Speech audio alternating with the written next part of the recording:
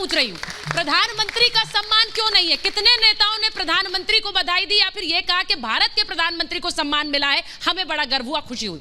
देखिए, ऐसा है, आज तो मुझे बड़ी खुशी हुई कि भाटी साहब ने ये बात कहकर उन्होंने एक तरीके से कांग्रेस को आईना दिखाया है। कौन है वो व्यक्ति जो मोदी से घृणा करते करते विदेशी धरती पर जाकर भारत के अंदर, भारत के लोकतंत्र के अंदर यूएस और यूनाइटेड स्टेट्स और यूनाइटेड किंगडम के हस्तक्षेप की मांग करते हैं?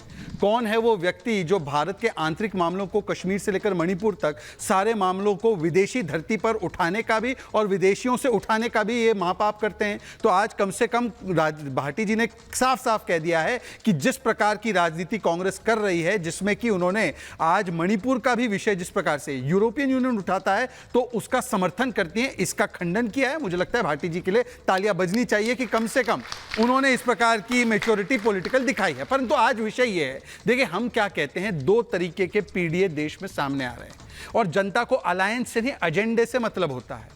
हमारा एजेंडा है पूरा डिलीवरी का एजेंडा, इसीलिए आप देख सकते हैं चंद्रयान-3 चांद पर पानी खोजने जा रहा है। इनका एजेंडा क्या है? गर्दन तक और घर तक पानी इन्होंने भिजवा दिया है और दोष किसी और पर डालते हैं। वो कहते हैं मोदी जी फ्रांस से वापस आ जाओ, हमसे ये नहीं हो पा रहा, इधर आकर देखिए। ये उनका एजेंडा है।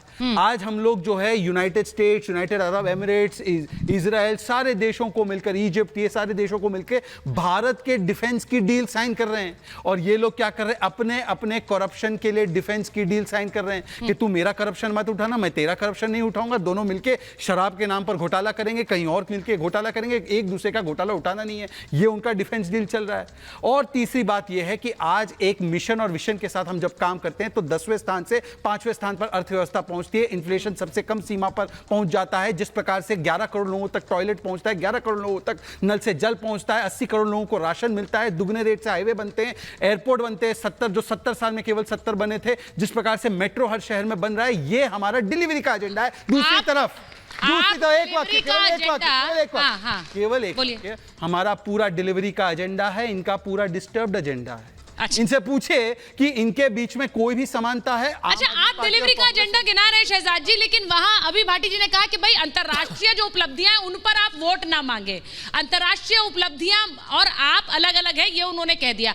मैं देश की बात कर लेती हूँ। सत्यप्रकाश जी आपके पास आ रही हूँ, उसके बाद दुष्यंत जी और हर्षवर्धन जी भी इंतजार कर रहे हैं। मुझे ये बता दीजिए, बिहार में जो हुआ, जो लाठीचार्ज हुआ, बंगाल में जो हिंसा हुई, उस पर उस पूरे मामले को लेकर लोकतंत्र पर सवाल नहीं उठते हैं। लोकतंत्र के सवाल सिर्फ मोदी जी के लिए हैं, बीजेपी के लिए हैं। सत्यप्रकाश जी, लोकतंत्र के सवाल तो उसी दिन उठ गए थे जब जंतर मंतर पर 28 मई को संसद उद्घाटन के दिन जो महिलाएं इस देश के लिए दुनिया में नाम कमाकर ओलंपिक पदक लाती हैं, उनको दिल्ली पुलिस ने दौड़ा दौड़ा कर मारा। क्या वो लोकतंत्र का सवाल नहीं था?